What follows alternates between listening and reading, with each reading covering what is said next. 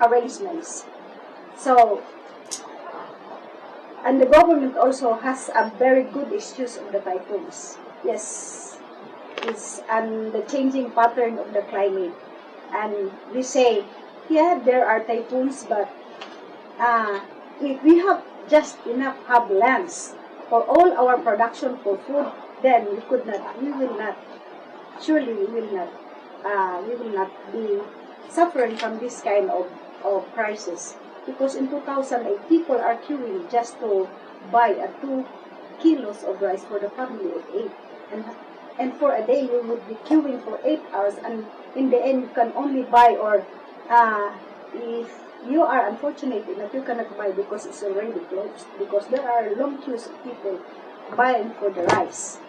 So for us, the farmers, we say the major causes of the food crisis is we don't have enough lands that is planted for food crops, and our livestock are fed with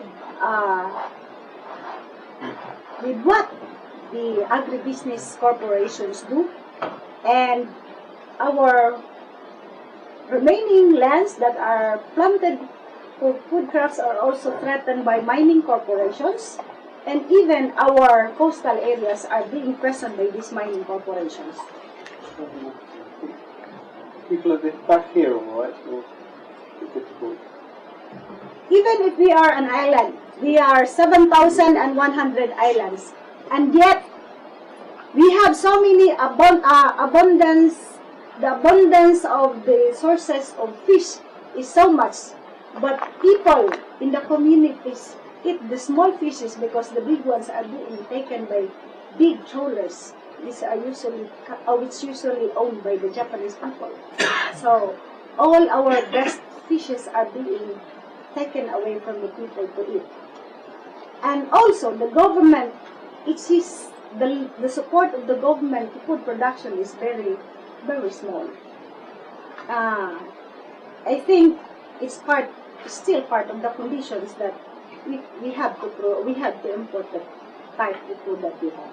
So for all these things, what I have said at the national level, you could see it in Mindanao. I specifically speak for Mindanao because I came from Mindanao, and I had been working with the present movement for the last 20 years. And my organization is just an NGO or a non-government organizations who works for agrarian reform and for the development of these marginalized peasants. And for years we had been trying to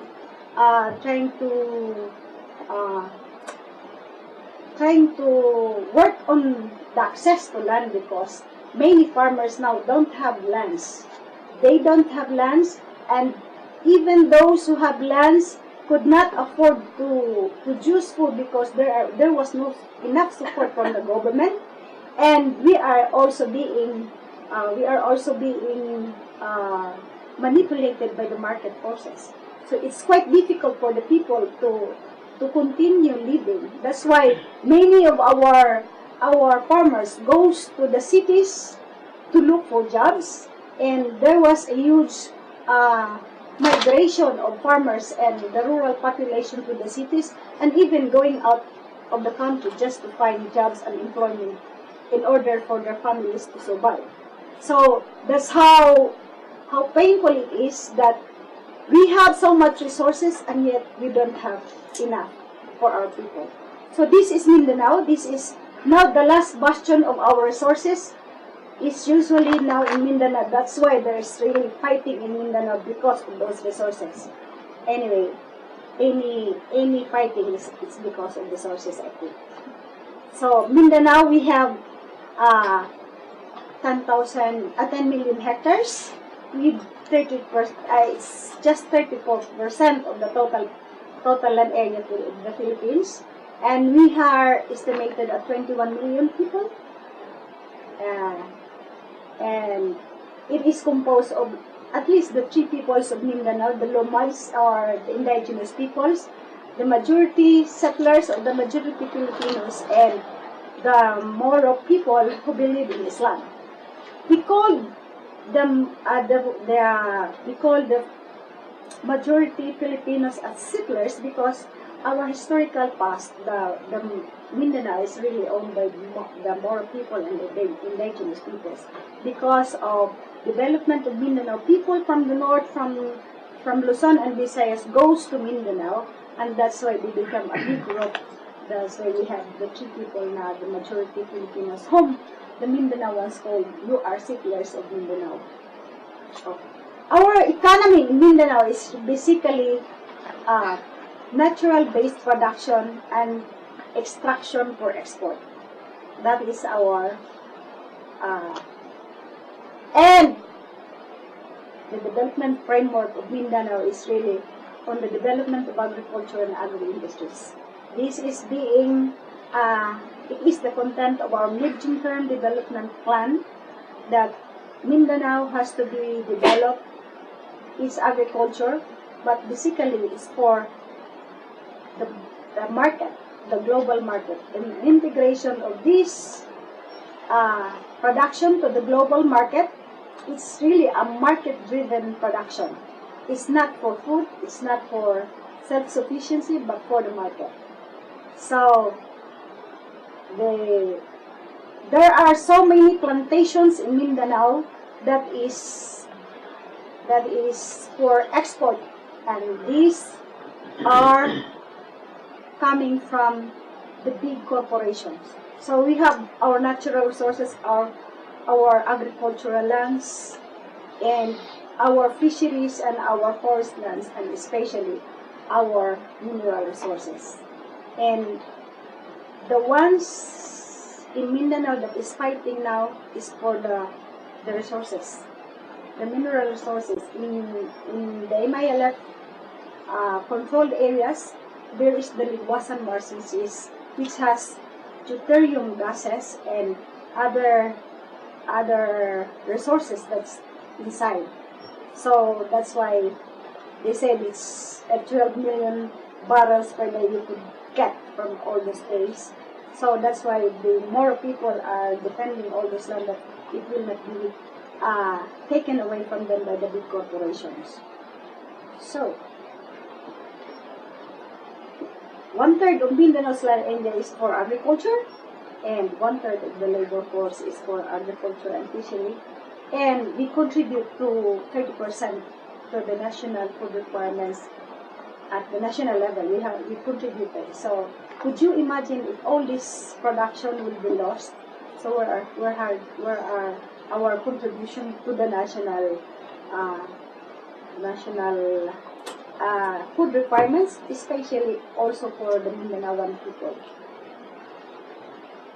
So, these are all the major plantations that we have. We have rubber plantations, we have pineapple, banana, coffee, cassava, corn, and coconut. I had thought that we are a corn and rice eaters, but this corn production is not for food. It's for the feeds of the animals. That's why we have all the GMOs there, the BT corn, because we have also the different corporations, agri-corporations in Mindanao.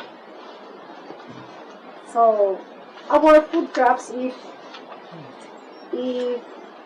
taken from all those things, is just only for rice. All the rest is for production. Is for the market. All of the agricultural production. That is our land area for our rice.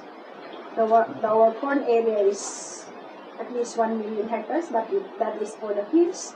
That is for Mindanao. And we are the biggest producer of coconut, and this has to be replaced also by palm oil palm. We have bananas. This is a number of hectares, the plantations. We have cassava and coffee. And I think the cassava, they are now doing it for biofuels. And we have the rubber plantations. We have the fruits and everything for export. So aside from rice, is everything for export. Now, these palay areas, these rice land areas are also threatened by biofuels because some of these palay areas are also in the upland. areas, we have upland rises.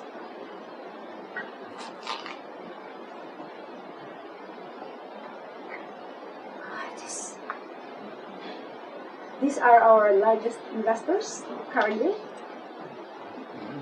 The Del Monte, Philippines. So I think we had all this. And this is for the fruits.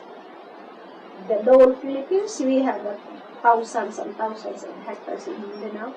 We have the San Filpo for the bananas, and many other, and also Nestle Philippines.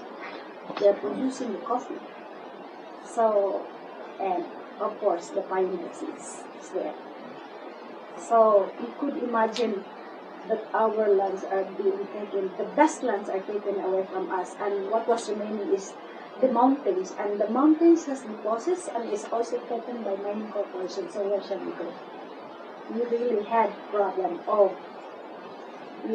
a problem of food. So it is not just the typhoon. It is not just because we are being marginalized because we don't have land. It's because all of these things. That's why our struggle for land is really basic. When we talk of food, we have to have lands. That is according to the perspective of the peasants, because many of our peasants, a family of 8, owns only 1 hectare of land.